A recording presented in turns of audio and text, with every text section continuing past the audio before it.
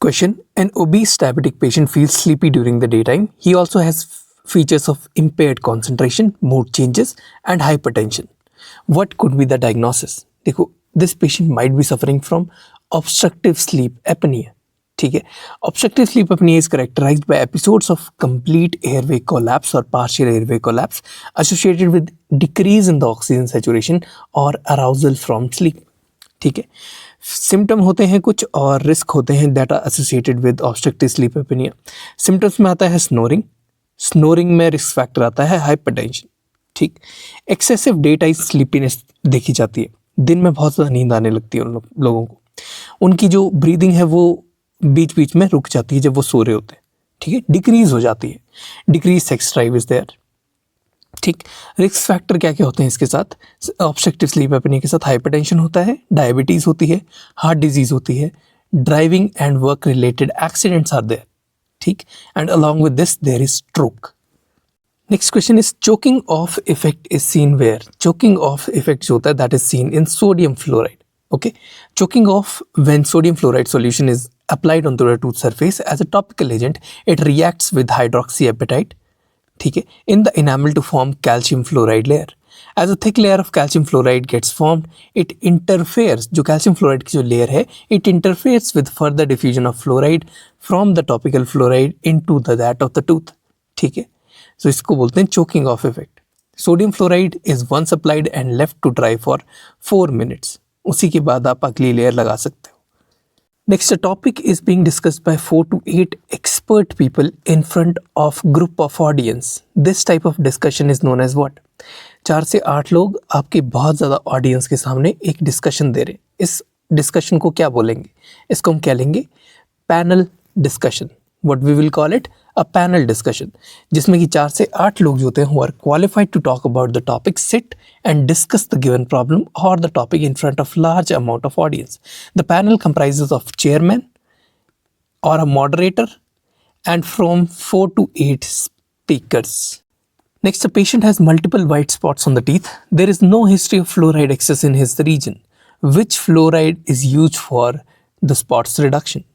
तो हम यूज़ करेंगे APF. ओके, APF यूज़ किया जाता है. APF gel, it reacts with hydroxyapatite to form dicalcium phosphate dihydrate, that is DCPD. This phosphate provides reduction in caries incidence in the cases with increased caries susceptibility. Next, the index that is used to bring attention of patients to the carious teeth in their mouth is known as what kind of index? जहाँ पे patient का खुद का attention उसके मुंह के अंदर की कैरीज के अंदर लेके आ रहे हैं, that is known as significant caries index.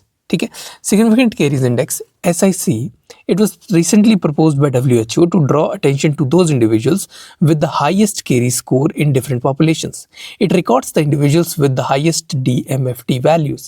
The global goals for oral health in this year 2000 proposed to reduce the SIC index among 12-year-olds to less than that of 3. ठीक है, और DMFT को भी इनका कम करने का जो है वो ग्लोबल रोल है. Next study was conducted in 5,000 people with dyslipidemia. 5,000 लोग with dyslipidemia. It was done to study the association of stroke or occurrence of stroke in such patients. This type of study is known as what? इसको हम कहते हैं cross sectional study. Cross sectional study is simplest form of observational study. It's based upon single examination of a cross section of population at a point of time that results which can be projected on the whole population provided that the sampling has been done correctly. इसी 5,000 population के basis पे हम पूरी population का जो है वो idea लगाएंगे, जिसको कि हम फाइनली पब्लिश कर देंगे. Okay, next, in a class of 400 people only 20 people required for a particular study. 400 लोगों की क्लास है, उसमें से सिर्फ 20 रिक्वायर्ड थे for a particular kind of study. How do you choose the best sample here? तो इसमें हम क्या करेंगे, हम क्राइटेरिया के हिसाब से रैंडम सैम्पलिंग करेंगे कि उस क्राइटेरिया में कौन कौन फिट कर रहा है, उसके हिसाब से random sampling. It is known as systematic random sampling. Systematic random sampling selects one unit at random and then selects additional units at evenly spaced intervals till the sample has required its size. ठीक है, मतलब हमारे जो 400 बच्चे हैं, मान लो 400 में से सभी के सभी ही हमारे वो कर रहे हैं, क्राइटेरिया मीट कर रहे हैं, ठीक है। तो हम एक स्टूडेंट को सैम्पल मतलब रैंडमली चूज़ कर लेंगे, फिर एक गैप के बाद जिस भी स्टूडेंट का नंबर आता है उसको चूज़ करेंगे, फिर उतना ही गैप, फिर एक और स्टूडेंट, फिर उतना ही गैप, फिर एक और स्टूडेंट, ऐसे करते करते हम 20 स्टूडेंट्स जो है वो सिलेक्ट कर लेंगे। That is known as systematic random sampling. Next, the type of association between high altitude and endemic goitre is what.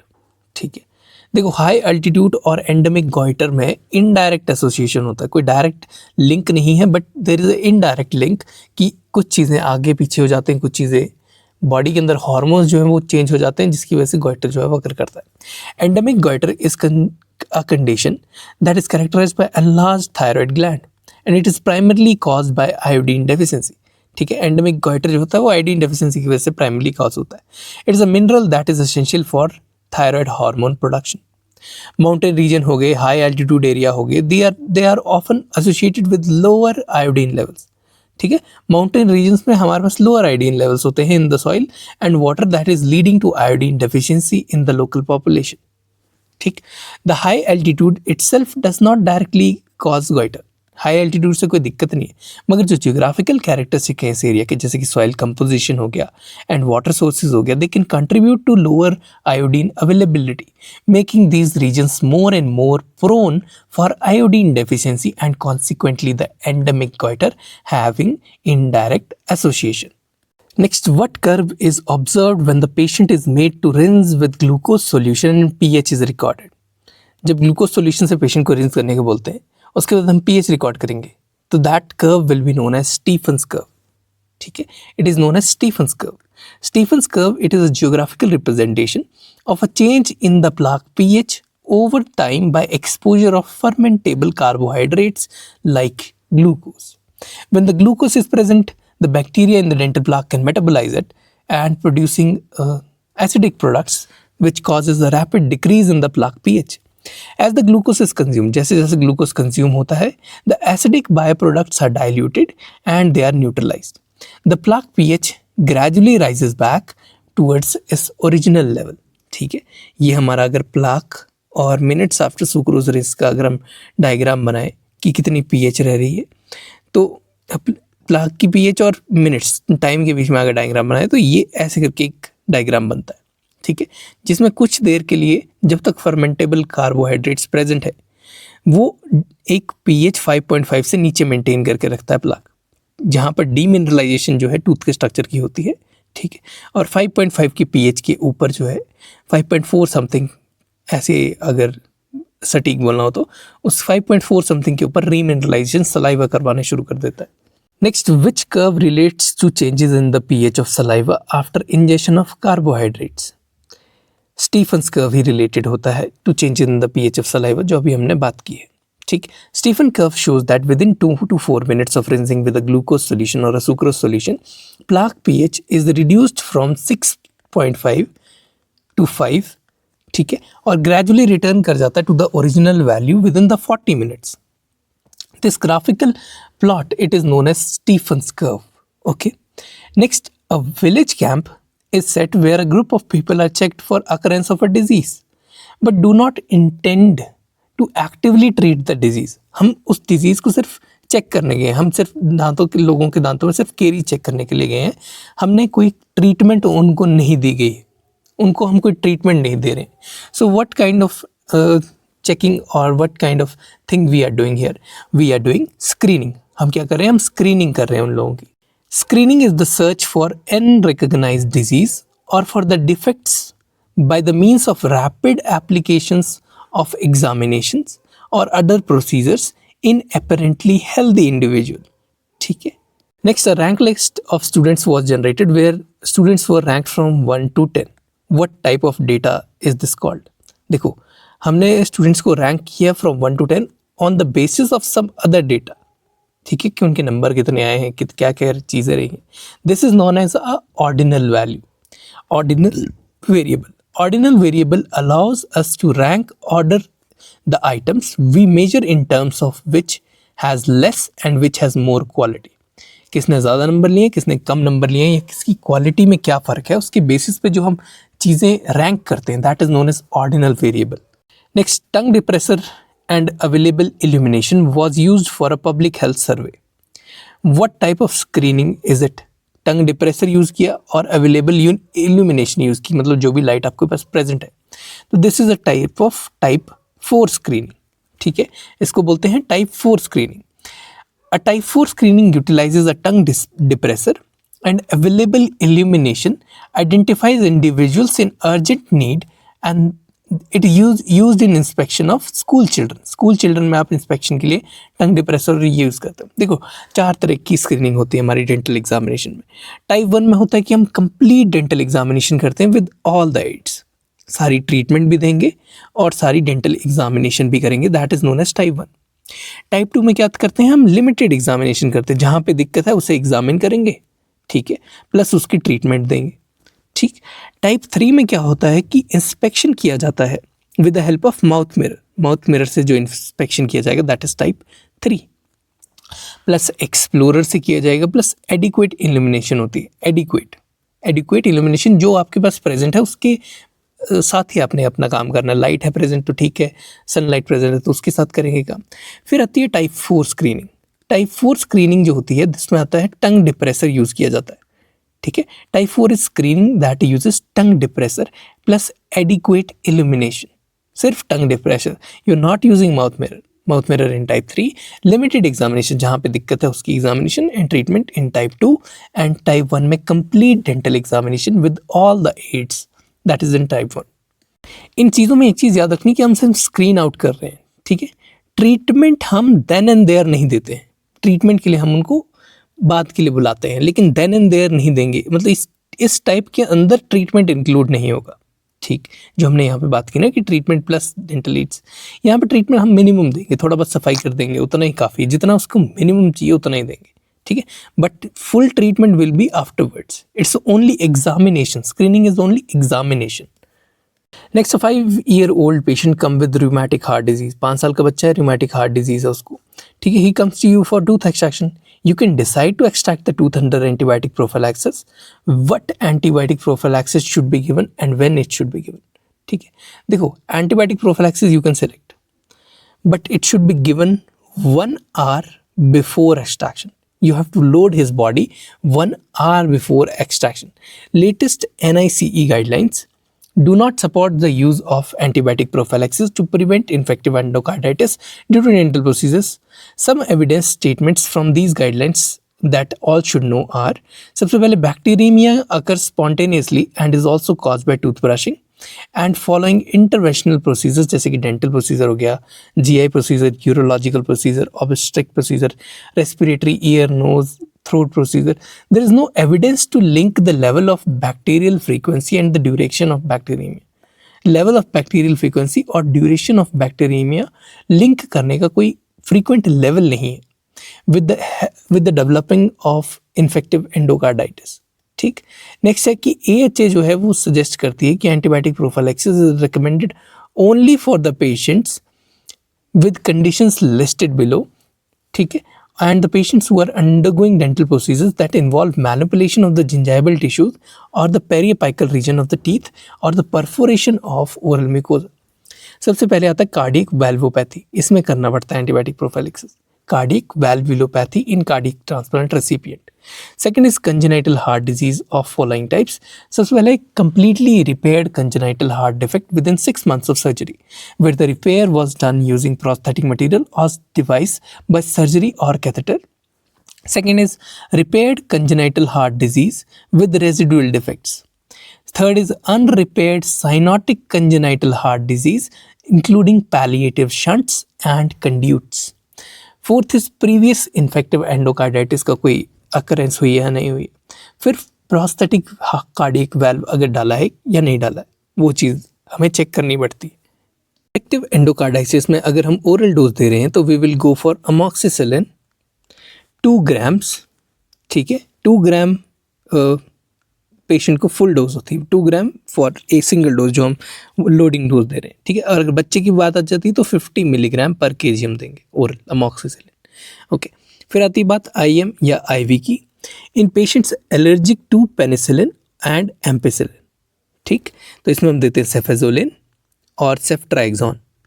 अगर एलर्जी के पेशेंट तो 1 ग्राम देंगे IM और IV, ठीक, इन अडल्ट्स, और 50 मिलीग्राम पर केजी देंगे IM या IV इन चिल्ड्रन। या फिर हम सेफिट्राइक्सोन और सेफाजोलिन को छोड़ के अगर हम देना चाहें तो we can give clindamycin as well, that is known as Cleocin, ठीक है, CLEOCIN। क्लियोसिन में हमारे पास 600 मिलीग्राम IM या IV दी जाती है। अगर यही चीज़ बच्चों की बात करते हैं तो 20 मिलीग्राम IM और IV we can give. Okay, अब बात आती है कि पेशेंट एलर्जिक नहीं है, तीसरी कंडीशन है कि पेशेंट एलर्जिक नहीं है। सो IM और IV you can give ampicillin. Ampicillin की वही डोज रहेगी 2 ग्राम लोडिंग डोज, ओके, IM और IV, और 50 मिलीग्राम पर केजी इन चिल्ड्रन, ठीक। या फिर अगर एम्पेसिलिन नहीं देना है तो you will go for cefazolin, Ancef brand name होता है, ठीक है, सेफ्ट्राइक्सोन होता है, ठीक है। इसमें भी आप 1 ग्राम दे सकते हो IM या IV, और 50 मिलीग्राम पर केजी से ज़्यादा डोज चिल्ड्रन में नहीं होनी चाहिए। 1 gram is the full dose, उससे ज़्यादा नहीं देनी है आपने किसी पेशेंट को। Next, a baby is born with unilateral cleft lip deformity. The parents are worried and want to get the surgery done as soon as possible. What is the best time for corrective surgery in these patients? ठीक है, इस बच्चे में best time of corrective surgery जो होता है वो 5 to 6 months होता है। इससे पहले हमारे पास PNAM प्रोसीजर किए जाते हैं, that is pre nasal alveolar moulding.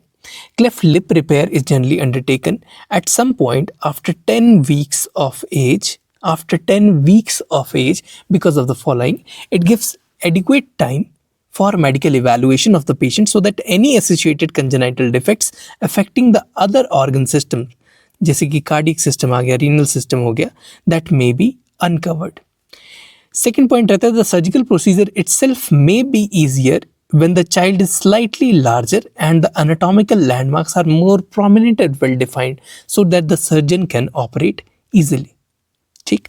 Third is anesthetic risk related data suggests that the safest time period for surgery in these population of infants could be outlined simply by using rule of 10. हमें rule of 10 लगाना होता है यहाँ पे, ठीक है। Delaying the lip repair until the child is at least 10 weeks old, 10 pounds in weight, and minimum of 10 deciliter per milligram hemoglobin. All right, minimum value of 10 deciliter per milligram of hemoglobin, 10 pound और 10 weeks old होना चाहिए। Despite the ability to provide safe anesthesia earlier in life, there is no measurable benefit to perform the lip repair prior to 3 months of age, ठीक है। Safe anaesthesia हो जाता है earlier in life, लेकिन उसके अलावा कोई भी हमारे पास बेनिफिट नहीं है कि हम 3 मंथ से पहले उसका रिपेयर का वो कर दें, प्रोसीजर कर दें। सो पहले जो 3-4 मंथ्स होते हैं, 4-5 मंथ्स होते हैं, ठीक है, तो वहाँ पे हम क्या करते हैं, we go for PNAM appliance, ताकि पूरा नेज़ो एल्वियोलर हम मोल्ड करके बिल्कुल पास ले आए स्ट्रक्चर्स को, ठीक। अब उसके बाद we go for 5 to 6 months के अंदर हम क्लेफ्ट लिप की जो सर्जरी है उसे कर देते हैं। अगर ज़रूरत नहीं पड़ रही है यहाँ पे, मतलब एल्वियोलस वगैरह काफ़ी पास है, लिप भी पास है, तब भी हम 5 to 6 मंथ्स में ही करते हैं, क्योंकि ये वाले रूल्स जो हमने अभी समझाए कि 10 वीक का होना चाहिए, 10 पाउंड का होना चाहिए, इतना हीमोग्लोबिन होना चाहिए, ठीक है, और लैंडमार्क्स ढंग से डेवलप हुए होने चाहिए। जैसे यहाँ पे बताया कि सिर्फ क्लेफ्ट लिप है तो इतनी PNAM की ज़रूरत भी नहीं पड़ेगी, but if it is required it is done prior to the surgery. Next, after mandibular first molar tooth extraction, हमने मैंडिबुलर फर्स्ट मोलर टूथ का एक्सट्रैक्शन कर दिया। Patient comes to you 2 days later with respiratory distress. You see that the tongue is pushed up, जीभ ऊपर उठ गई है, and the swelling in the neck and the midline is there and laterally is there the swelling. What is the diagnosis in this condition? देखो, हमने extraction करी थी mandibular first molar की, उसकी वजह से कोई ना कोई इन्फेक्शन अंदर गया है, ठीक है, that has leaded to Ludwig's angina, जिससे जीभ ऊपर उठ गई है। It is a severe form of acute rapidly spreading cellulitis affecting the submandibular, sublingual and submental spaces bilaterally, resulting in the state of respiratory emergency. Cause of Ludwig angina is odontogenic infection.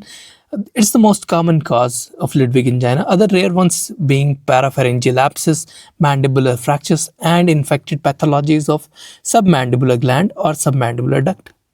Clinical features include bilateral lower facial swelling, ठीक है।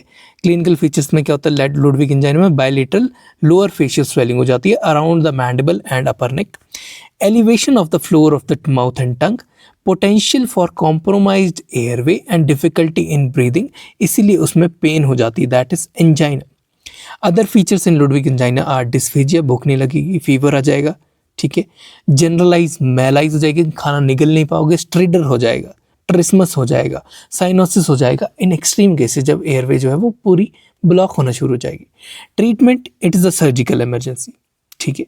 सबसे पहले secure the airway, intubate the patient and tracheostomy is required and plus यहाँ पे supplemental oxygen is also required. Incision and decompression is also required as it is cellulitis and not abscess can drain. Not all abscess can drain. All of the spaces are involved as shown in the figure. Okay, सारे spaces involved है तो सारी abscess निकल नहीं सकती, तो उसे हम इंट्यूबेट करेंगे, एंटीबायोटिक स्टार्ट करेंगे, एम्पेरिकल एंटीबायोटिक स्टार्ट करेंगे, पहले उसी टाइम स्टार्ट कर देंगे, और जो हमारा सैंपल है उसको कल्चर के लिए भेज देंगे। फिर जो भी हमारा कल्चर सेंसिटिविटी टेस्ट नेगेटिव जो आ रहा है, जिसके ऊपर उसके बेसिस पे हम एंटीबायोटिक्स देंगे, या नेगेटिव या पॉजिटिव जो भी आ रहा है। Hydration, nutrition and management of systemically immunocompromised patient that is having uncontrolled diabetes, chronic liver or renal diseases, उसमें बहुत ज़्यादा important हो जाता है लुडविग एंजाइना को मेंटेन करना, ठीक है, नहीं तो it can lead to life threatening consequences. Next, the tooth shows extraction due to recurrent pericoronitis.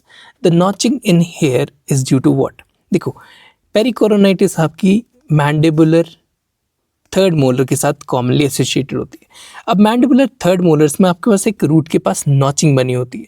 Notching क्यों बनती है? It is due to inferior alveolar canal, ठीक है, उस कैनाल की प्रेजेंस की वजह से नॉचिंग बनती है। Grooving, notching of the roots of third molar, it is seen in the relationship with the inferior alveolar canal, and the perforation of canal sometimes can be also be encountered अगर notching नहीं present है तो, ठीक है। But usually inferior alveolar canal अपनी पास कर रही होती है, उसी के साइड्स पे हमारा दांत जो है वो नॉच कर जाता है, मतलब रूट्स नॉच कर जाती हैं। Next, all of these are advantages of using titanium mesh over autologous bone for orbital floor reconstruction except what.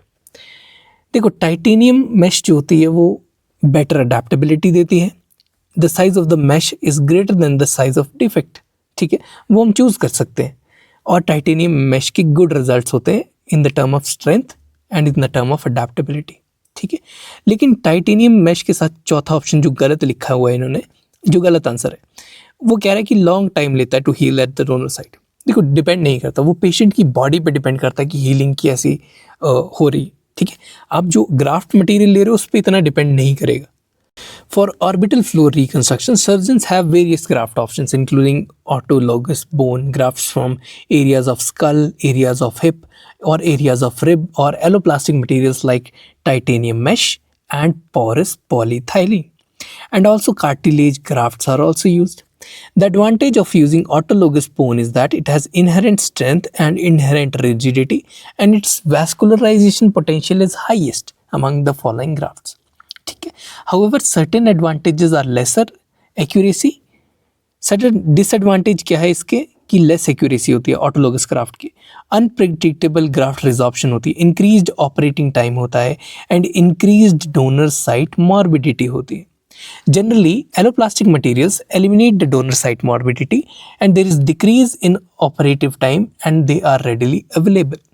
Titanium is the metallic alloplast that can be received much attention in the area of craniofacial reconstruction.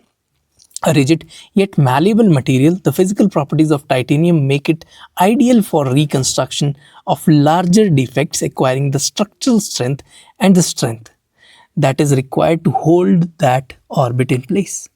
Another attractive feature of titanium is its ability to osseointegrate into the bone. ठीक। Next, lower eyelid incisions should not be extended more than lateral canthus because of what? ठीक है, अगर हम lateral canthus से lower eyelid incision को ज़्यादा लंबा पीछे को लेके जाएंगे तो वहाँ पे हमारी फेशियल नर्व जो होगी उसे डैमेज हो सकता है, ठीक है। The subciliary approach should not be extended laterally beyond 2 centimetre. इस लेटरल कैंथस के 2 सेंटीमीटर के बियॉन्ड हमने जाना ही नहीं है, ठीक है, to prevent any damage, any motion of damage to the anterior branch of temporal facial nerve. ठीक है, मतलब एंटीरियर ब्रांच या फिर हम उसको कह सकते हैं कि anterior temporal branch of facial nerve को कोई भी हमारे को अटैक नहीं करना है या फिर कोई भी इंजरी नहीं करनी है, तो हम 2 सेंटीमीटर से आगे नहीं जाएंगे लेटरल गैंथस के। Next, Langenbeck and cat's paw retractors are used for what? Langenbeck और cat's paw retractor are used for retraction of soft tissues. Okay, Langenbeck retractor पूरा स्ट्रेट ऐसे करके स्ट्रेट आएगा और बड़े सॉफ्ट टिश्यूज को रिट्रैक्ट करने के लिए यूज होता है। It's for retraction of soft tissues incisions for better visibility of deeper structures. Most commonly use retractor in oral and general surgery. Long handle होता है, एल शेप ब्लेड होता है 90 डिग्रीज का। To each size is available, मतलब अलग अलग size का available होता है। कैट्स पॉ रिट्रैक्टर रिप्रेजेंबल्स अ कैट्स पॉ। ठीक है, कैट्स पॉ के रिट्रैक्टर में कैट पॉ की तरह रिजेंबल करता है। ठीक है, and a simple Langenbeck on the other type, on the other side एक सिंपल लैंगनबैक की तरह बना होता है। एक साइड पे सिंपल लैंगनबैक बना होगा, एक साइड पे कैट्स पॉ बना होगा ऐसे करके। ठीक है, now it's use for small amount of soft tissue retraction. Cat's paw small amount of soft tissue retraction. Excessive force may cause tissue damage in cat's paw retractor. Next, the best graft for repair of alveolar crest is what? Best graft for repair of alveolar crest, it is iliac crest. ठीक है, iliac crest graft होता है वो best graft होता है for alveolar bone defects. देखो, ilium में large quantity of cancellous bone available होती है and 2 teams can work together to reduce surgical time. एक टीम जो होगी वो इलियम पे काम करेगी, वहाँ से ग्राफ्ट उठाएगी, और दूसरी टीम जो है जहाँ पे हमें ग्राफ्ट लगाना है वहाँ पे लगाएगी। डिसएडवांटेज क्या है कि माइल्ड ट्रांजिएंट गेट डिस्टर्बेंस आते हैं स्टार्टिंग के टाइम में। जब सर्जरी होती है तो थोड़ा सा गेट में डिस्टर्बेंस आता है। सारे क्लेफ्ट्स के लिए यूज़ होता है, पर्टिकुलरली जो बायलेटरल लार्ज क्लेफ्ट्स होते हैं वहाँ पे ये चीज़ जो है वो यूज़ होती है, iliac cleft graft. Second graft आता है calvaria graft. Calvaria graft, it is the minimal post operative discomfort is seen in this. ठीक है, इंसिजन हिडन होता है कैलवेरिया में क्योंकि बालों के नीचे छुप जाता है, और लो मॉर्बिडिटी होती है इसकी। ठीक है, मॉर्बिडिटी इज़ लो, मतलब ये इजीली बॉडी के अंदर ढुकल जाएगा। लिमिटेड कैंसलस बोन होती है और डिप्लॉइक बोन होती है इसके साथ। लिमिटेड कैंसलस, तो कैंसलस बोन भी होगी और दूसरी वाली बोन भी होगी। ठीक, now there is increase operating time. ठीक, कैंसलस बोन एक तो कम है इसके अंदर और ऑपरेटिंग टाइम इसमें ज़्यादा लग रहा है, ये इसका डिसएडवांटेज है। यूनिलेटरल क्लेफ्ट में ये यूज़ कर सकते हैं और लोअर सक्सेस होती है as compare to iliac crest graft. ठीक है, उसके बाद बात आती है मैंडिबुलर सिम्फाइसिस की। Mandibular symphysis can also be used as a graft. Same operative field है, रैपिड प्रोक्योरमेंट होता है और मिनिमम पेन होती है आफ्टर हार्वेस्टिंग द ग्राफ्ट। ठीक है, लेकिन इसमें एक डिसएडवांटेज है मैंडिबुलर सिम्फाइसिस में कि आपकी बोन बहुत ज़्यादा लिमिटेड है। आप older children with very small defect, जो बड़े हो गए बच्चे उनमें बहुत ही छोटा डिफेक्ट है, तो आप एक ही जगह सर्जिकल साइट ओपन करोगे और स्मॉल डिफेक्ट को कवर कर दोगे with the help of mandibular symphysis. यही एक इसका जो है वो एडवांटेज है। नेक्स्ट है rib as a graft.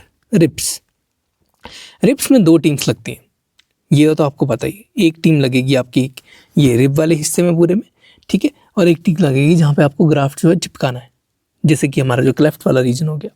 It is poor source of cancellous bone. इसमें कॉर्टिकल बोन के लेवल ज़्यादा होते हैं, कैंसलस बोन के लेवल कम होते हैं।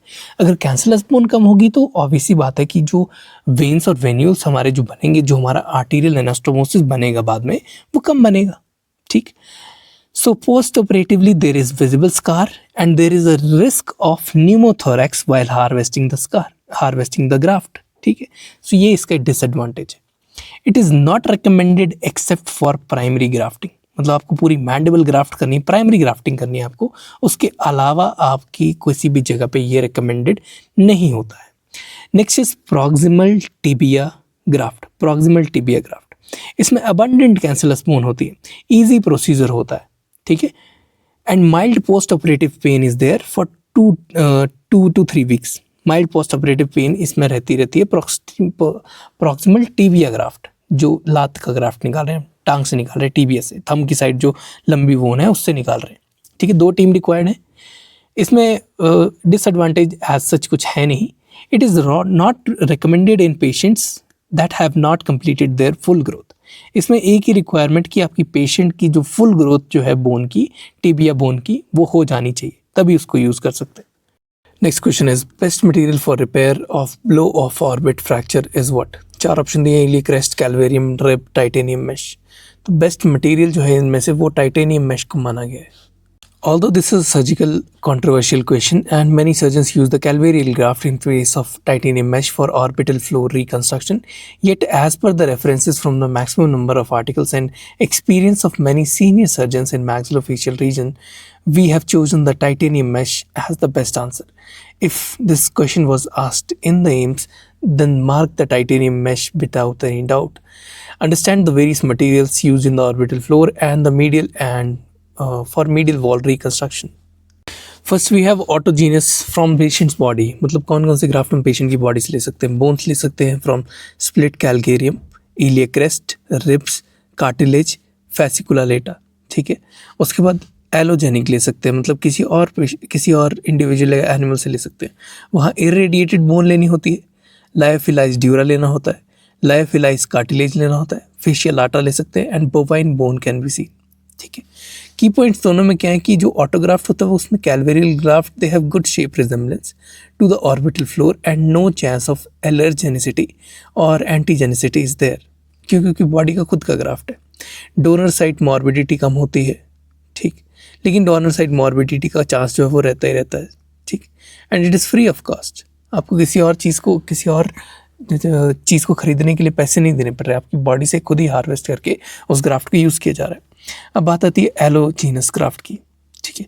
It is not easily available, there high chances of allergenicity and it is costly, ठीक है। ये 2 डिसएडवांटेज रहते हैं इसके। Next, during surgical extraction of maxillary second molar की एक्सट्रैक्शन कर रही है, you suspect that the root tip is dislodged into the maxillary sinus, how will you confirm the oral antral communication? देखो, you will ask the patient to blow his nose. अगर उसका नाक blow करते करते उसकी सारी हवा जो है वो मुंह से बाहर आ रही है, तो there is a communication between the oro antral communication बन चुका है। Clinically, a large fistula is seen on inspection. However, the diagnosis of the small defect can be made by nose blowing test. The patient is asked to close his nostrils and blow the nose gently, ठीक है, with his mouth open. तो मुंह से जो है वो हवा बाहर को आती है। नॉस्ट्रिल्स को बंद करने को बोलेंगे और फिर पेशेंट को बोलेंगे कि नाक से प्रेशर लगा। जैसे वो प्रेशर लगाएगा तो सारी हवा जो है वो मुंह के थ्रू बाहर आ जाएगी। Next, osteoradionecrosis is associated with what? देखो, osteoradionecrosis it is associated with 3 things. First is radiation, second is trauma and third is infection, ठीक है। रेडिएशन के बाद अगर ट्रॉमा होता है, उसके बाद इन्फेक्शन हो जाता है, तो that will lead to osteoradionecrosis. It is a chronic non healing wound that is hypoxic, hypocellular and hypovascular. Hypoxic, hypocellular and hypovascular. Aetiology में कहता है the trauma to the radiated area usually by the dental extraction, radiation, trauma या फिर infection की वजह से होता है। क्लिनिकल फीचर्स में pain and exposed bone of alveolus, secondary infection and its signs are there. Metastasis is very common है, okay. और मैंडिबल में it is more common than in maxilla due to difference in the blood supply, because mandible में कम blood supply है, ठीक है। छोटी arteries होती हैं वो भी स्टेनोस कर जाती हैं रेडिएशन की वजह से, सो मैंडिबल हील नहीं कर पाती ढंग से। So there is a risk of metastasis in mandible और ऑस्टियोरेडियोनेक्रोसिस इन mandible far much more than that of मैक्सिलर, ठीक। अ doses radiation above 5000 to 6000 रेडॉन्स, RADs, ठीक है, it is generally felt to make the mandible susceptible for osteoradionecrosis. Treatment is by removing the non-viable necrotic tissue and by allowing the body to heal by itself along with the supportive therapy.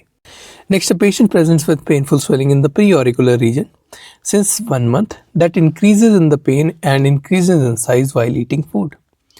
USG levels of sialolith lying at the hilum of the parotid duct.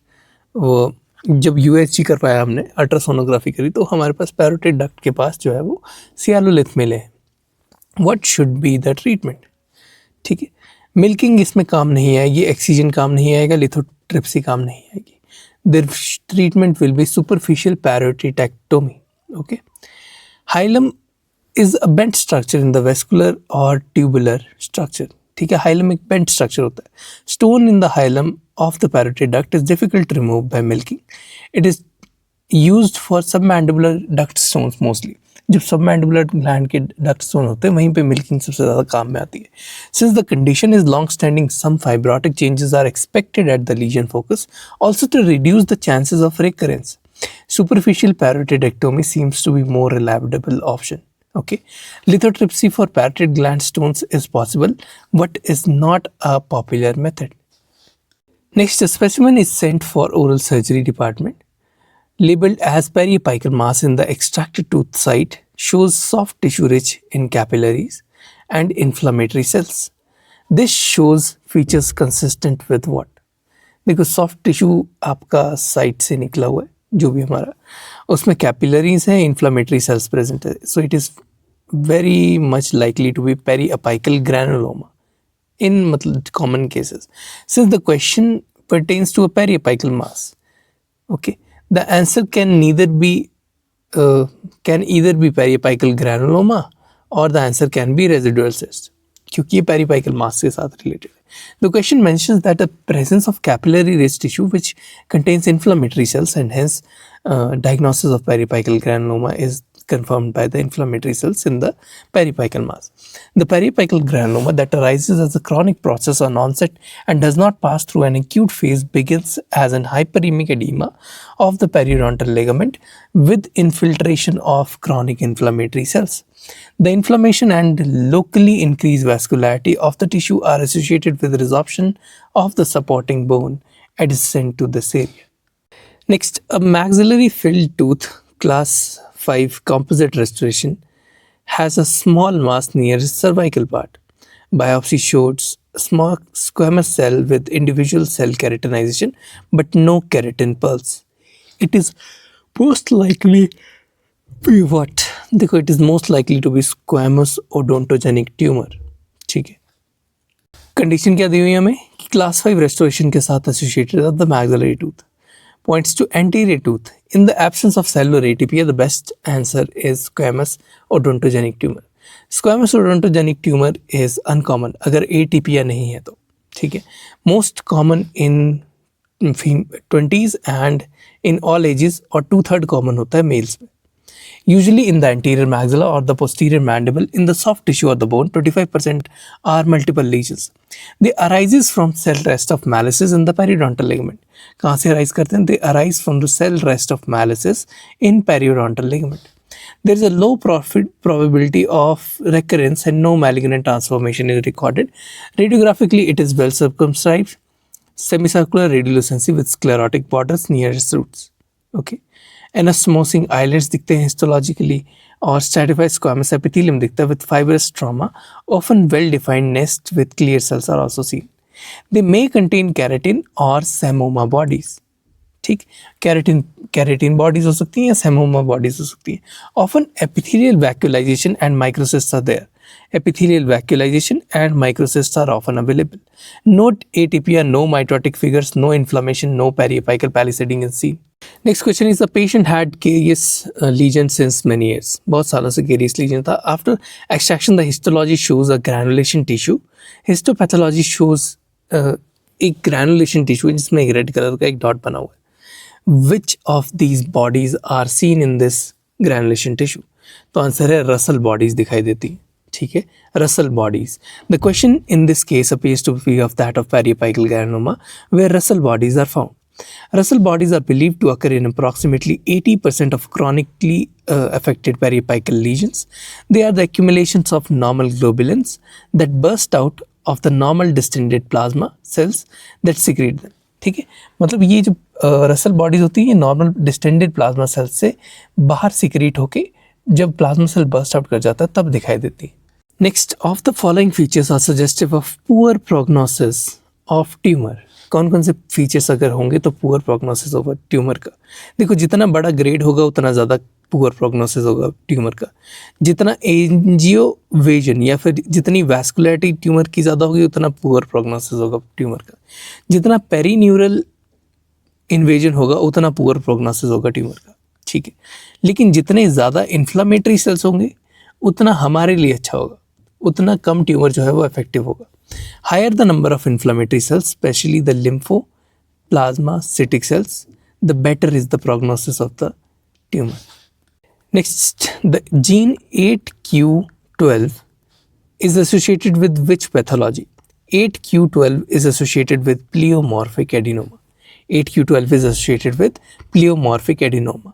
Pleomorphic adenomas have shown consistent cytogenic abnormalities, chiefly involving the chromosome region 12q13-15. ठीक है, chiefly कौन से chromosome से involve करता है? 12q13 to 15. The putative pleomorphic adenoma gene, that is PLAG1 gene, has been mapped to the chromosome number 8q12. ठीक है. Next, in granular type of ameloblastoma, कौन सा ameloblastoma? Granular type of ameloblastoma. The granular appearance is due to granules which contain what? Granular appearance is due to granules that contain lysosomal aggregates. ठीक है. Electromicroscopic studies reveal that the cytoplasmic granules in the granular cell ameloblastoma, they represent lysosomal aggregates with no recognizable cellular components. ठीक, lysosomal aggregates present होते हैं with no recognizable cellular components. Next, thermoluminescent dosimeter works by which mechanism? Thermoluminescent dosimeter, it works by measuring the ionizing radiation exposure, by measuring the intensity of visible light emitted from a sensitive crystal in the detector when the crystal is heated. ठीक है, by measuring the intensity of visible light from a sensitive crystal in the detector when the crystal is heated. These thermoluminescent dosimeter devices or TLD devices are badges that contain either a piece of sensitive film or a radiosensitive crystal and a printed report of accumulated exposure at regular intervals. They are worn by all the personnel they are working in radiation exposure area. Next, a child presents with orbital proptosis, dental deformities, mid-face hypoplasia. Orbital proptosis, dental deformities, mid-face hypoplasia, along with some hearing defects. ठीक, his CT is shown in the image. He is suffering from what? He is suffering from Crouzon syndrome. देखो CT देख के कुछ पता नहीं चलेगा आपको. But facial deformity at birth, skull deformity may have variations. That is a feature of Crouzon syndrome or craniofacial dysostosis. Coronal and sagittal sutures are obliterated. Frontal lines remain not obliterated and pulsating for long time. Lateral and anterior posterior flattening of acrocranium is observed. इस CT में आपको ये की चीज़ देखनी है कि sutures की fusion हो गई है या नहीं हो गई है. ठीक है. Anterior posterior diameter is smaller than transverse diameter. Anterior posterior diameter is smaller than transverse diameter. The forehead is high and wide. The wide face and hypoplastic maxilla are producing pseudoprognathism. This is observed. Deviation of the nasal septum, narrowed or obliterated nares, and wide breathed nose is also seen. Hypertelorism, divergent squint, eyelids, anti-mongoloid face या फिर frog face observe होता है इसमें. Upper lip shorten हो जाता है, sometimes cleave होता है. Progressive optic nerve atrophy, that is there, and that leads to vision impairment because of intracranial hypertension. Impairment of hearing is due to the disorders of the middle ear. Malocclusion, malpose, teeth are there, dysphagia is there. Short stature, no physiologic spinal curvature are observed. Neurological features में we have headache, we have convulsions, we have mental retardation. Radiographic features में क्या होता है? इसमें obliterated sutures होंगे, पहली चीज़. Shallow eye sockets होंगे, obliterated sutures, shallow eye sockets. Shallow eye socket होगा तो exophthalmosis हो जाएगा. Shortened anterior cranial fossa is there. Underdeveloped lateral nasal sinus is there. Tympanic membrane is fixed obliquely. Narrow external auditory canals होती हैं. Small pyramids and symptoms of sclerosis are there. Bifid spinous process of is possible. जो spinous process होती है वो bifid देखी जाती है कई cases में. Achondroplasia may be visible in the metacarpal bones and fingers. Next, a patient reported for replacing missing 4-6 tooth. The radiograph accidentally shows 4-5 tooth with the periapical radiopacity at the root apex and the blunting of the apex with the normal PDL space. ठीक. Normal lamina dura है. However, the tooth is asymptomatic. Asymptomatic है दांत और दांत के नीचे बहुत ज़्यादा सीमेंटम जो है वो वो है डिपॉजिट हो गया. So it is a case of cemental hyperplasia. Okay, it is a case of cemental hyperplasia, or it is also known as hypercementosis. It is a non-neoplastic condition in which there is excessive cementum that is deposited in continuation with the normal radicular cementum. ठीक है, और lamina dura इसमें continuous रहता है. Next OPG दे रखा है. OPG में एक नॉच शेप्ड आपका कॉन्डाइल के हिस्से में एरो बनाया हुआ है. पूछा है क्या चीज़ है ये. It is basically sigmoid notch, also known as mandibular notch, that is a groove that is present in the ramus of mandible. Also, it is a gap between the coronoid process anteriorly and the condylar process posteriorly. Okay. Now, TC99 MDP scan in a patient shows hot spots in a bilateral parotid gland. TC99 MDP scan किया हमने. The patient is young male smoker. The most probable diagnosis in this case will be what? It is Warthin's tumor. Warthin's tumor. TC99 MDP scan किया है, उसके लिए Warthin's tumor आया. Warthin tumor का दूसरा नाम है papillary cyst adenoma और lymphomatosum. ठीक है, papillary cyst adenoma, lymphomatosum Warthin tumor का दूसरा नाम होता है. It is the second most common benign tumor of salivary glands. It has strong association with smoking. It is seen in almost all the males and females, लेकिन males में ज़्यादा दिखाई देता है in 6th and 7th decade of their life. Tumor is exclusively in the parotid glands but commonly present in bilateral, small 3 to 4 centimeter in size, non-tender, firm on palpation. It lies just beneath the parotid capsule or protruding duct through it. TC99 MDP. It is a nuclear medicine imaging modality that uses gamma camera imaging to show metabolic activity in the parts of the body. Next, which radiograph is used to assess the asymmetry of face caused by deviated mandible? Asymmetry of face caused by deviated mandible, it is checked by PASF. ठीक है, posterior anterior cephalogram. It is a radiograph that is most commonly used for asserting or assessing the facial asymmetries in coronal plane. Grumman's analysis is used for the same on PA skull of cephalometric radiograph.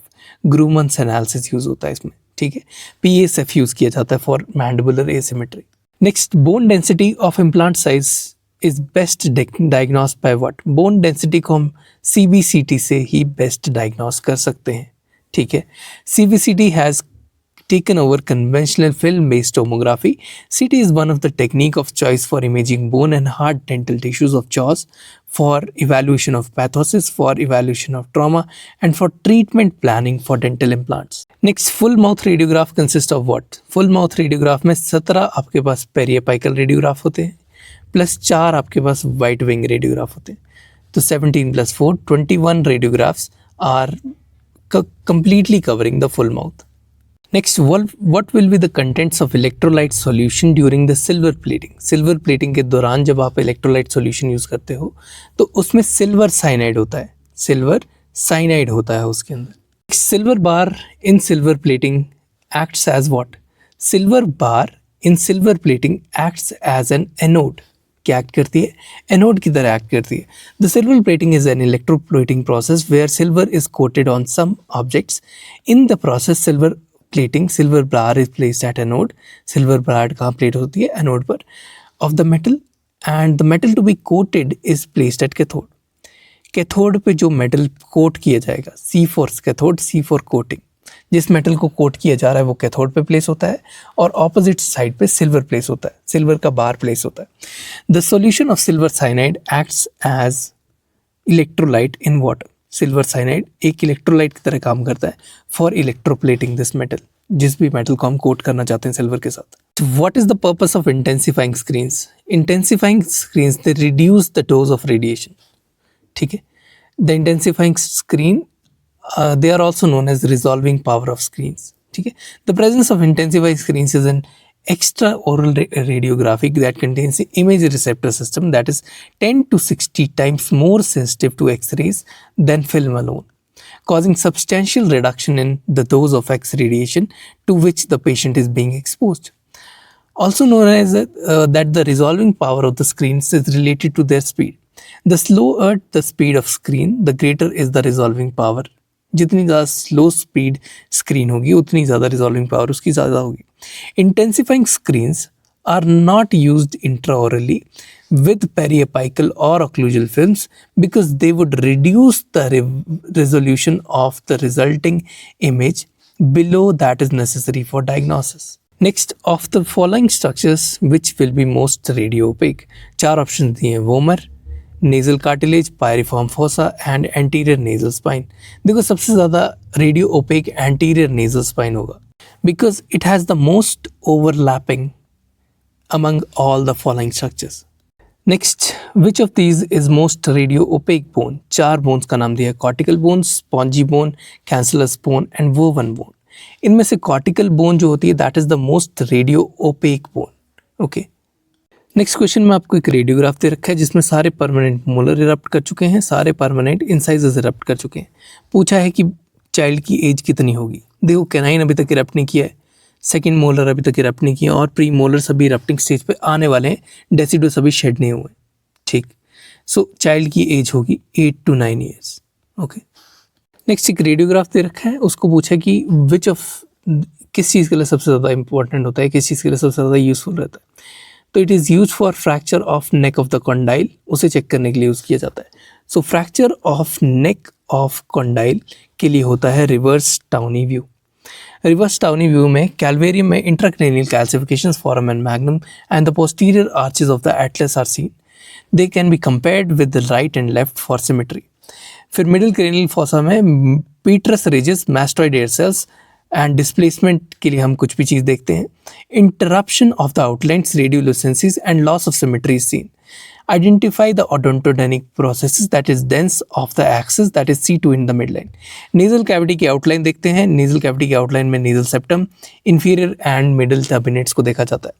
उसके बाद condylar and coronoid processes in the open mouth projection, the condylar head, the neck for fracture displacement and dislocation के लिए check किया जाता है. अगला एक radiograph दे रखा है, दो इंसाइजर के बीच में एक छोटा सा दांत प्रेजेंट है. What is it? It is a supernumerary tooth that is a mesodense. ठीक है. सुपरन्यूमरी टूथ उसकी मॉर्फोलॉजी और लोकेशन के बेसिस पे हम क्लासिफाई करते हैं. In the primary dentition morphology is usually normal और कॉनिकल. ठीक है, कोई ग्रेट वैरायटी नहीं होती. लेकिन परमानेंट डेंटिशन में 4 वैरायटीज आ जाती हैं. कॉनिकल हो सकता है, ट्यूबरकुलेट हो सकता है, सप्लीमेंटल हो सकता है supernumerary tooth, and it could be in odontome. Odontome का मतलब होता है any tumour of odontogenic origin. Supplemental का मतलब है कि जो दांत है उसी की डुप्लीकेशन सीरीज चलती है. ठीक है. Most common supplemental tooth is the maxillary lateral permanent incisor. Supplemental सबसे ज़्यादा कॉमन है maxillary lateral permanent incisor, but the supplemental premolars and premolars are also common. The majority of the supernumerary teeth are found in the primary dentition and are of supplemental type and seldom remain impacted. Next आती बात tuberculate की. Tuberculate have more than one cusp. Tuberculate के पास एक से ज़्यादा cusp होते हैं. बैरल शेप्ड होता है sometimes. Invaginated tooth on the palatal aspect of the central incisors whose root formation is delayed.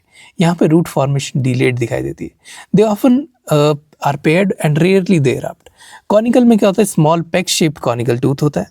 It develops with the root formation ahead of or at an equivalent stage to that of the permanent incisors and usually presents as a mesodense.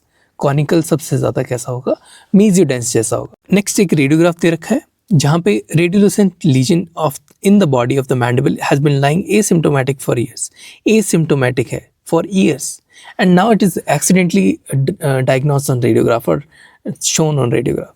ठीक है, तो ये molars के भी नीचे जो हमारी canal है उसके भी नीचे ये चीज़ जो है वो रेडियोलुसेंसी प्रेजेंट है. So answer given is Stafne's cyst. What is it? It is Stafne's cyst. It is a lingual salivary gland depression or Stephan's cyst. Cause is unusual form of slightly aberrant salivary gland tissue wherein a development and inclusion of the glandular tissue is found within or more commonly adjacent to the lingual surface of the body of the mandible within a deep and well circumscribed depression. Radiographic features are ovoid radiolucency located between the inferior alveolar canal and the inferior border of the mandible of the second and third molar regions. ठीक है. एक चीज़ याद रखनी, haemorrhagic bone cyst almost invariably lies superior to inferior alveolar canal. अगर haemorrhagic bone cyst की बात आती तो that will be superior to inferior alveolar canal. लेकिन अगर इसके नीचे लाई कर रही है तो that is Stafne's cyst. Next एक ओपीजी दे रखा है, उसमें डायरेक्टली पूछा है कि इसमें क्या दिखाई दे रहा है आपको, ठीक है। तो फर्स्ट लुक पे आपको कुछ नहीं दिखाई देगा, लेकिन आप जब क्लोजली देखोगे उसको तो हर एक जो टूथ है उसका जो रूट का स्ट्रक्चर है that is enlarge, okay. So that is taurodontism, okay. Taurodontism it's a bull like teeth, मतलब इनिशियली आपको कुछ नहीं दिखाई देगा इस पे, but you will have to see the options and correlated with the OPG. The teeth are rectangular in shape rather than taper towards the roots. The pulp chamber is extremely large with a much greater apico-occlusal height rather than normal. Pulp lacks the usual construction at the cervical of the tooth and the roots are exceedingly short. The bifurcation or trifurcation may be the only few millimeters above apices of the roots. Next, the method of age estimation based upon tooth developmental stages is which one? Age estimation based upon tooth developmental stage is Demy-Jarrin's method. ठीक है, Demy-Jarrin's method. Next, in forensic odontology, 7 left mandibular posterior teeth studies. Which index or method is he using?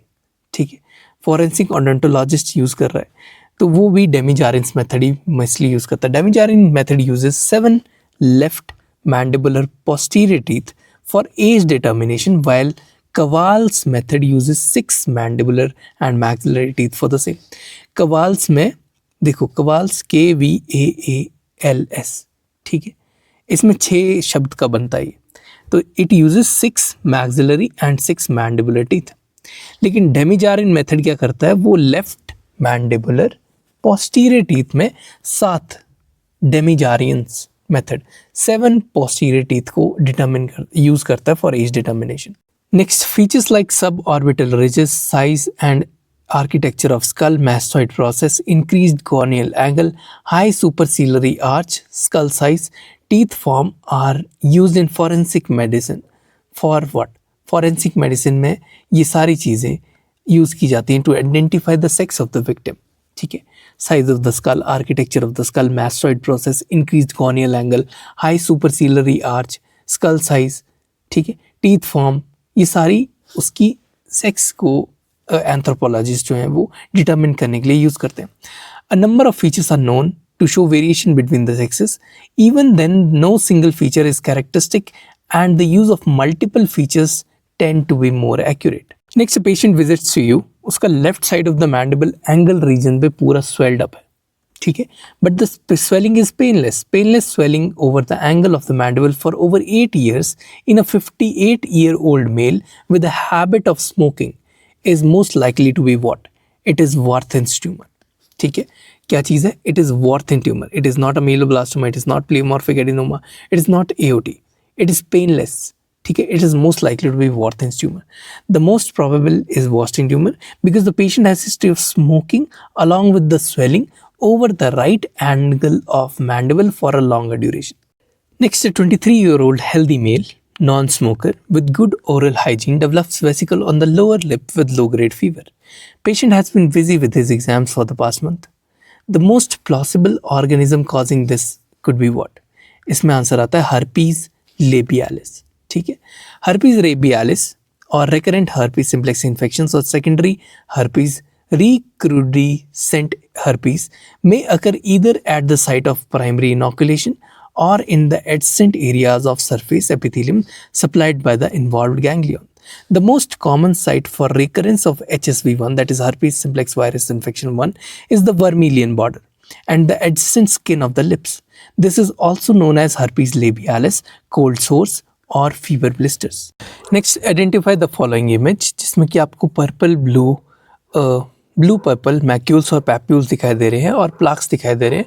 They are present on the skin on the lower extremities. Okay, it is Kaposi sarcoma, ठीक है. Blue purple दफड़ दिखाई देंगे आपको, ठीक है, skin के ऊपर. It is Kaposi sarcoma.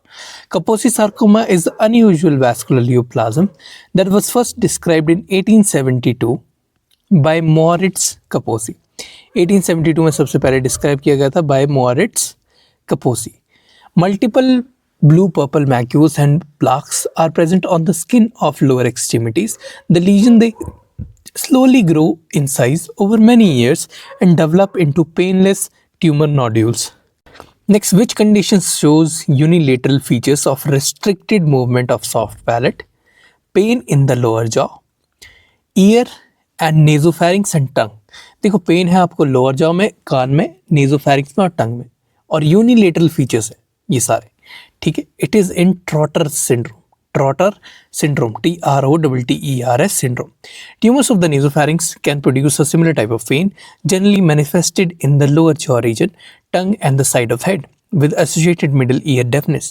This symptom complex caused by nasopharyngeal tumor has been called as Trotter syndrome. The patients also exhibit asymmetry and defective mobility of the soft palate and the affected site. As the tumor progresses, the trismus of internal pterygoid muscle develops and patient is unable to close or open his or her mouth. ठीक है, मुंह खोल नहीं पाता ढंग से, बंद कर लेगा थोड़ा बहुत कोशिश करके, लेकिन खोल नहीं पाता ढंग से, ट्रिस्मस हो जाती है. The most common site for malignancy in mandible is what? Most common site for malignancy in mandible is the molar area. ठीक, it is not the angle region, it's not the ramus region, it's not the condylar region, it is the molar area. In the jaws, the mandibular molar area is the most common location for metastatic lesion. The clinical manifestations of metastatic lesions include bony swellings with tenderness, with pain, with ulcer, with hemorrhage, with paresthesia and with pathological fractures. Next, patient has elevation of bilateral ear lobule. ठीक है, bilaterally ear lobule जो है वो elevate करके due to increase in swelling which is increasing in size. There is history of fever. The most probable cause is by what? देखो ear lobule का ऊपर उठाए तो मतलब उसके नीचे कोई ना कोई swelling है, तो that is mostly due to viral infections.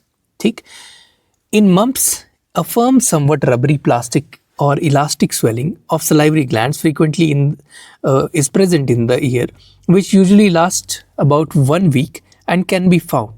The salivary gland involvement produces pain upon mastication. क्या चीज़ दिखाई देती है? Pain upon mastication. And any parotid gland swelling will cause elevation of ear lobule. However, the bilateral presentation of the mumps or viral pathology of paramyxovirus, that is mumps, it is the most common cause of elevation of ear lobule.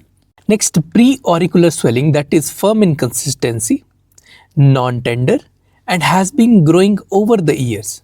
ठीक है, pre auricular swelling है, तो ये क्या हो सकता है? Pre auricular है तो it could be mostly a pleomorphic adenoma. ठीक, 4 ऑप्शन दिए हुए हैं, pleomorphic adenoma, sialadenosis, mumps and Sjogren syndrome. Pre auricular है तो best possible answer in this question would be pleomorphic adenoma, as it generally grows slowly in size and usually firm in consistency. Next, a patient presents with salivary gland swelling. Salivary gland की swelling के साथ patient present करता है, plus there is genital pain. The most probable infection is of what? It could be a viral infection. The answer to this question fits with that of the viral etiology, especially when that of the mumps, wherein the salivary gland swelling is associated with complications such as orchitis in case of males and oophoritis in case of females. ठीक है, that is genital pain. Next, pleomorphic adenoma is most commonly seen where? Pleomorphic adenoma is most commonly seen in parotid gland. ठीक है, the pleomorphic adenoma or the benign mixed tumor is easily the most common salivary neoplasm. It accounts for 50% to 77% of total parotid gland tumors, 53 to 72% of submandibular gland tumors, and 33 to 41% of minor salivary gland tumors. Next, what is Greenspan lesion? Greenspan lesion का दूसरा नाम होता है hairy leukoplakia. क्या होता है दूसरा नाम? hairy leukoplakia. Greenspan lesion, also known as oral hairy leukoplakia, it is a white, corrugated, non-scrapable lesion that appears on the lateral border of tongue, often associated with HIV infection and reactivation of Epstein-Barr virus. Greenspan lesion हमारा जो है oral हेरी leukoplakia है, जिसमें vertical streaks of keratotic surface along the lateral border of tongue आपको दिखाई देंगी. मतलब लेटरल बॉर्डर ऑफ टंग पे आपको वर्टिकल स्ट्रीट्स दिखाई देंगी वाइट वाइट. ठीक है, जिसमें white non scrapable corrugated lateral border पे जो स्ट्रीक्स दिखाई देंगी. ये क्यों होता है? Due to reactivation of Epstein Barr virus and HIV infection. इन दोनों चीज़ों की वजह से होता है. ठीक है, लेकिन ये टोटली डिफरेंट होता है from Greenspan syndrome. Greenspan lesion और Greenspan syndrome totally different होते हैं। ग्रीन स्पैन सिंड्रोम में there is a triad. Syndrome में 3 चीज़ें हैं, लाइकन प्लानस है, हाइपरटेंशन है और डायबिटीज़ है। और जो लीजन है वो हमारा HIV और एप्स्टीन बार वायरस की रीएक्टिवेशन की वजह से होता है या उसके इन्फेक्शन की वजह से होता है। Next, the triad of poikiloderma, acral atrophy and photosensitivity is seen in what?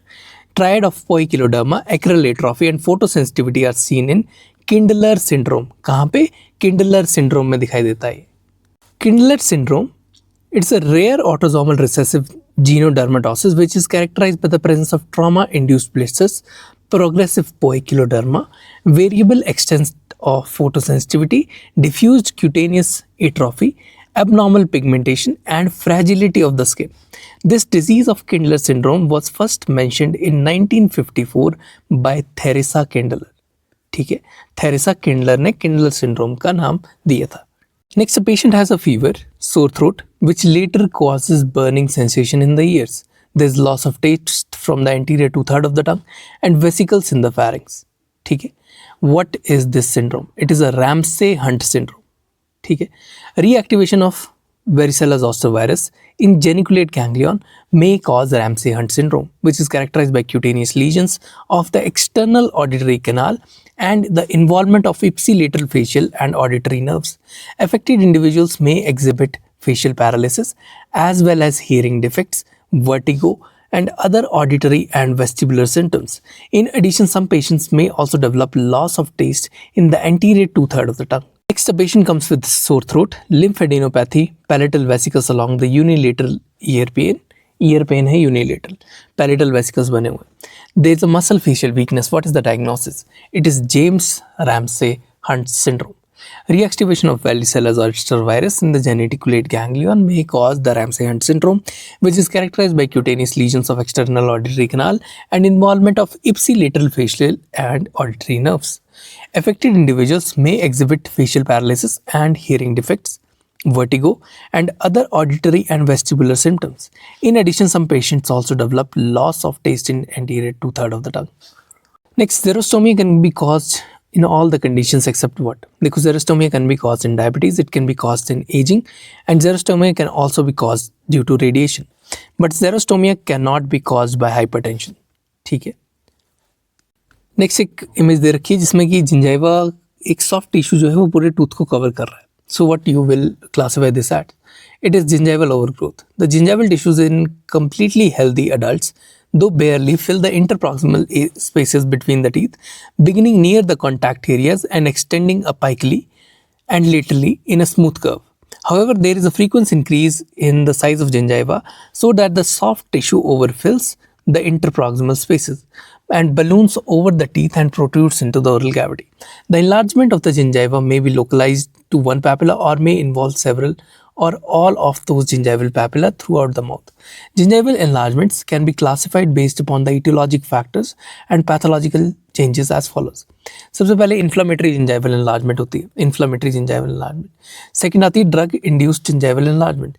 तीसरी आती है enlargement associated with systemic conditions such as conditioned enlargement, enlargement due to systemic diseases, idiopathic gingival enlargement, neoplastic enlargement, and false enlargements. Next, an 8-year-old has a high frenal attachment with the midline diastema. High frenal attachment है with midline diastema.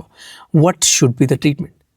देखो, अगर 8 साल का बच्चा तो हम wait and watch करेंगे अभी कि जब तक परमानेंट कैनाइन अपीयर नहीं कर जाते तब तक हम मिडलाइन डायस्टेमा को करेक्ट नहीं करेंगे। ठीक है। High frenum attachment could also be one of the causes of diastema, but again frenectomy is considered after the permanent canines have erupted and occupied the final position in the arch. ठीक। Next, एक tooth fracture हुआ है जिसमें कि pulp आपको दिखाई दे रहा है, तो उसको पूछा है एलिस एंड डेविस क्लासिफिकेशन में क्लासिफाई करो, तो class 3 will be the classification. पहले में इनामल गया, दूसरे में डेंटिन भी गया, तीसरे में इनामल डेंटिन पल्प गया, चौथे में टूथ जो है नॉन वाइटल हो जाता है, 5वें में अवल्जन हो जाती है। ठीक है, 5वां वी बनाता है ना तो अवल्जन हो जाती है।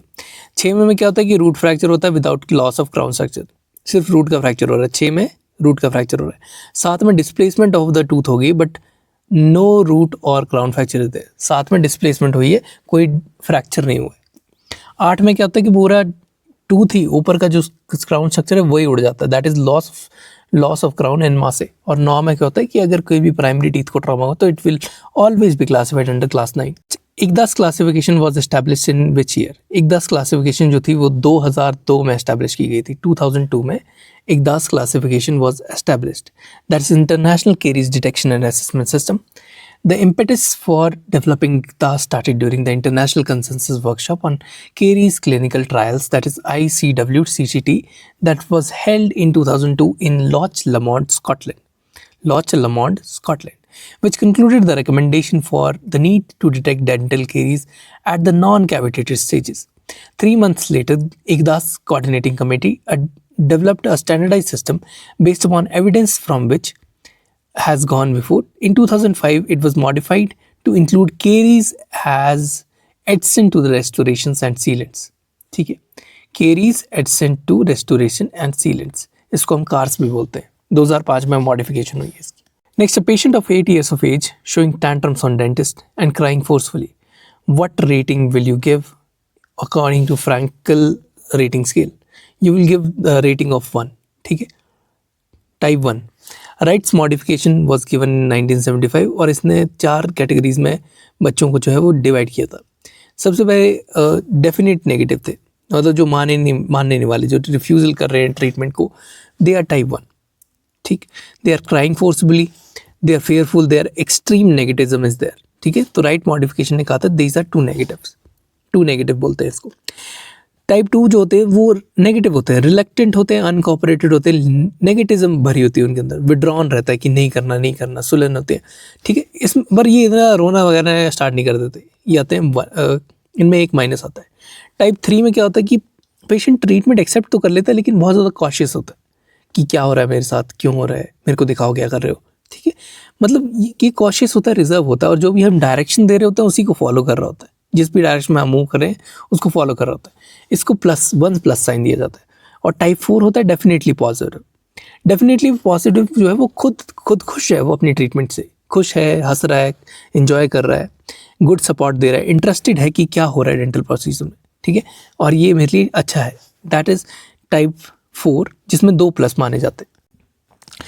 Next is again a same vibe question. 6 साल का बच्चा है, कॉन्टिन्यूसली रो रहा है, टैंट्रम्स थ्रो कर रहा है over the dentist. The dentist takes away his favourite toy, जो उसने पकड़ा हुआ उस टॉय को ले लेगा। ठीक है, कि ये टॉय तभी मिलेगा जब काम पूरा करवाएगा।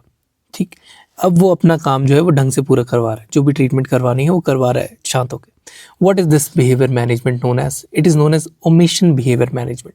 ओमिशन बिहेवियर मैनेजमेंट मतलब हम प्लेजेंट स्टिमुलस को रिमूव कर दे रहे हैं या फिर प्लेजेंट स्टिमुलस को ओमिट कर दे रहे हैं so as to reinforce a good behaviour, that is known as omission type of behaviour management. इसके अलावा बाकी जो बिहेवियर मैनेजमेंट होते हैं उसमें पॉजिटिव री इन्फोर्समेंट होती है। इसमें हम स्टिमुलस प्रोवाइड करते हैं with the increase frequency of good behaviour, जैसे कि वर्बल प्रेज करेंगे कि वाह बहुत अच्छा बच्चा है। ठीक है, टॉयज देंगे, गिफ्ट देंगे, फिजिकल एक्सप्रेशन देंगे, प्रेज देंगे, पैट ऑन द बैक देंगे। ठीक है, इसके बाद आती है बात नेगेटिव री इन्फोर्समेंट की। नेगेटिव री इन्फोर्समेंट में कि यहाँ अनप्लेजेंट स्टिमुलाई, जैसे कि कोई चीज़ चुभ रही है या फिर कोई पेन विड्रॉ करने वाली जो चीज़ है वो पेशेंट से दूर रखेंगे।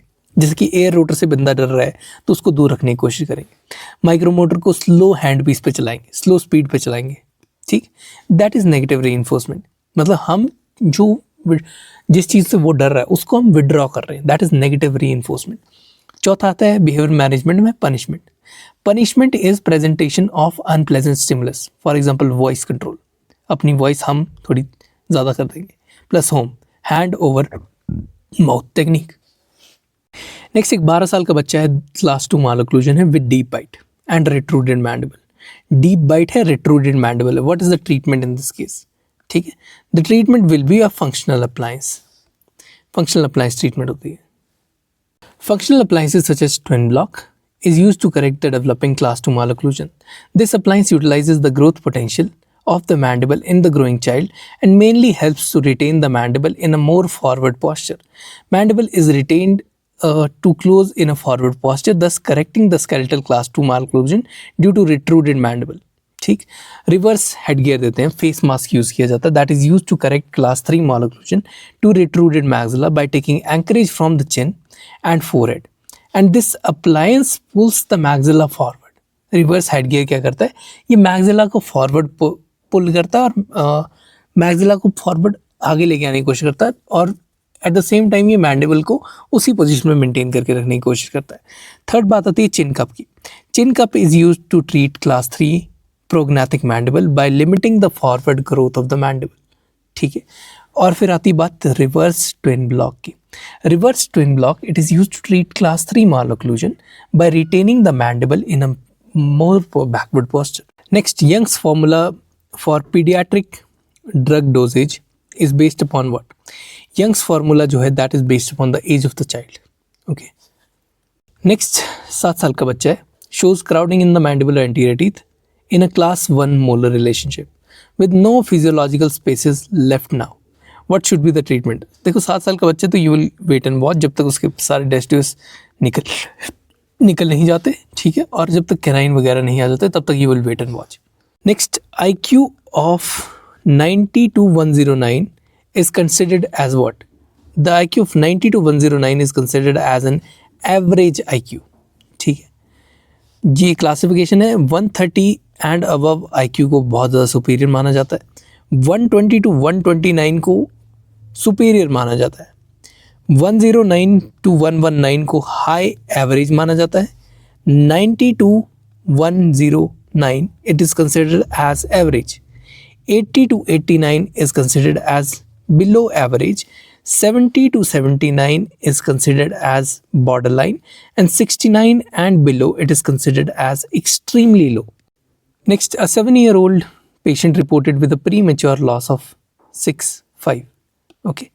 Now the permanent molar has occupied the space. Which of these is not used to distalize the molar? हम use क्या कर सकते हैं? We can use the pendulum appliance. We can use the distal jet or distal jig. We can use the transpalatal arch. ठीक है, 3 चीज़ें use कर सकते हैं। But the fourth option that we cannot use, it is Lucia jig. Lucia jig, it is an anterior deprogramming device which is used to obtain centric relation by deprogramming the muscles and allowing the condyle to sit in a superior position. ये deprogramming device है Lucia jig, जिसको हम use नहीं कर सकते इस case में। All the other appliances are used to distalize the maxillary permanent molar except the Lucia jig appliance. वो anteriors पे यूज़ होता है Lucia jig appliance। ये सबसे पहले जो है हमारे पास, this is a Lucia jig, this is anterior deprogramming device, ठीक। उसके बाद these are molar distalizing appliances, ये आती है transpalatal arch, ठीक है। 2 बैंड्स लगे हुए हैं, एक मोलर ट्यूब, ये बीच में बैंड, ये बीच में वायर बनती है, यू शेप्ड लूप बनता है, ठीक है। और this is the transpalatal arch. ये आता है distal jet appliance, is bilaterally premolars and molars are banded, bilaterally premolars and molars are banded, this is distal jet appliance, ठीक। Next we have pendulum appliance. Pendulum appliance में 2 चीज़ें आती हैं, इसमें 2 rest लगी हुई हैं, 2 मोलर ट्यूब बैंड लगाए हुए हैं, और यहाँ पे हेलिक्स आ जाता है, इसमें हेलिक्स, ठीक है, और बीच में ये बटन आ जाता है, acrylic button, this is also acrylic button, ये 2 बैंड्स लगे हुए हैं इसके साथ। दीज आर पेंडुलम अप्लायंसेस, ठीक। पेंडुलम अप्लायंस के बाद लास्ट में we have, this is known as Jones jig appliance. It is simple but effective appliance for distalizing of upper molars. It may be use for bilateral और unilateral corrections only. This is Jones jig appliance. अगला है एक Angle class 1 molar relationship दे रखा है, पूछा है कि identify the sub type of occlusion. Subtype of occlusion is type 1 occlusion. Okay.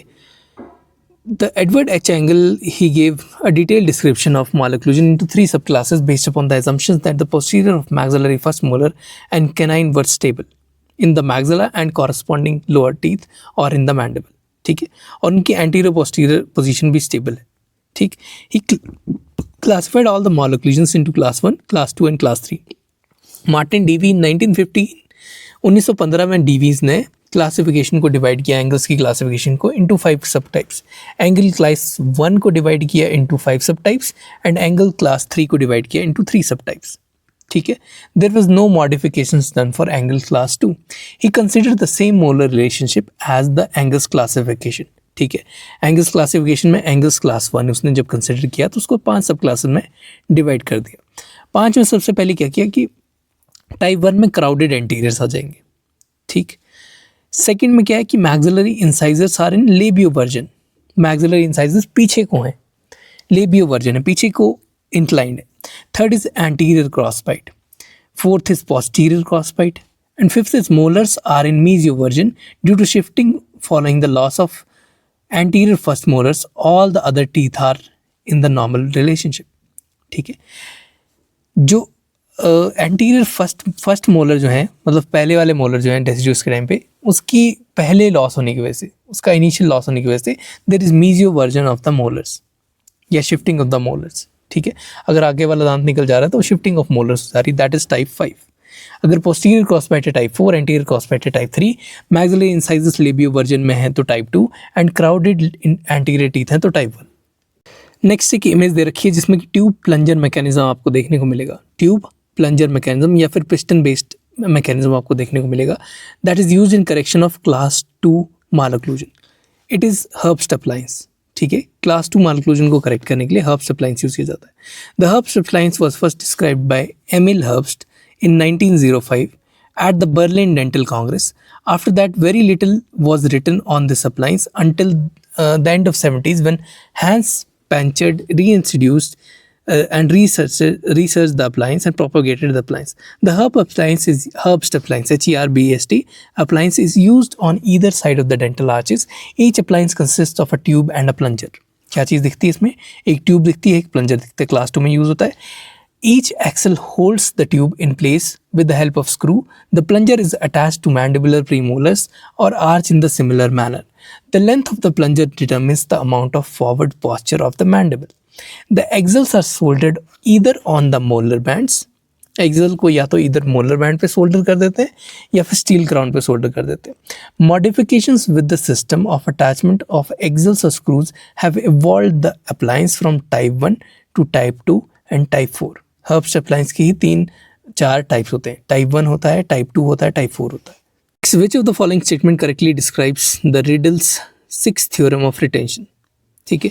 तो सारी थ्योरम्स को एक बार रिवाइज कर लेते हैं. Riddle has outlined principles of relapse and retention as the rules by which are further discussed by George Hahn, R. H. W. Strang and H. M. Lang. पहली theorem कहती थी कि the teeth that have been moved tend to return to their former position. जिन दांतों को एक बार move कर दिया गया वो अपनी फॉर्मर पोजीशन पे रिटर्न करने की टेंडेंसी रखते हैं. That was the first theorem. Second theorem was elimination of the cause of malocclusion will cause permanent will prevent permanent recurrence. ठीक है. मतलब एक बार कॉज रिमूव कर दिया मालोक्लूजन का तो परमानेंटली जो रियकरेंस है मालोक्लूजन की उसे प्रिवेंट किया जा सकता है. Theorem number 3 states that malocclusion should be over corrected. ठीक है. बाय अ सेफ्टी फैक्टर, ताकि जो वो रिलैप्स करे तो वो नॉर्मल तक आ जाए. तो मालोक्लूजन को हम ओवर करेक्ट करते हैं by a safety factor. Theorem number 4 कहती है कि proper occlusion is a potent factor in holding the teeth. Proper occlusion जो है that is a proper factor और a potent factor in holding the teeth in their corrected position. ठीक है. Now occlusion जरूरी है दांतों को उनकी पोजीशन पे रखने के लिए. That is theorem 4. थ्योरम 5 कहती है कि bone and adjacent tissues must be allowed to reorganise in a newly position teeth. मतलब कि हमने न्यूली पोजीशन टीथ जब कर दी हैं बिल्कुल, तो उसके बाद हमें उसको टाइम देना चाहिए ताकि उसके अंदर जो बोन है और जो सॉफ्ट टिश्यूज है वो उसके हिसाब से रीऑर्गेनाइज हो सके. ठीक है. उसी के बाद हमें जो हमारी फिक्स मैकेनिक थेरेपी की वायर्स या ब्रेसेस वगैरह हैं वो निकालने चाहिए. थ्योरम नंबर 6 स्टेट करती है if the lower incisors are placed upright over the basal bone they are more likely to remain in a good alignment. अगर लोअर इंसाइजर जो है वो अपराइट प्लेस्ड हैं बेजल बोन के अंदर तो वो अपनी अलाइनमेंट में मेंटेन रहेंगे, उसके ज़्यादा चांसेस हैं. थ्योरम नंबर 6 होती है. थ्योरम नंबर 7 कहती है the corrections carried out during periods of growth are less likely to relapse. जब ग्रोथ स्पर्ट चल रहे होते हैं तब अगर हम करेक्शन करते हैं तो उसके रिलैप्स के चांसेस कम होते हैं. That is theorem number 7. Theorem number 8 suggest that the farther teeth have been moved the less likelihood of relapse of the teeth is there. 8 कहता है कि जितना दूर आप दांत को लेके जाओगे उतना कम उसका रिलैप्स का चांस रहेगा. थ्योरम नंबर 9 कहती है कि arch form particularly in the mandibular arch cannot be altered permanently by appliance therapy.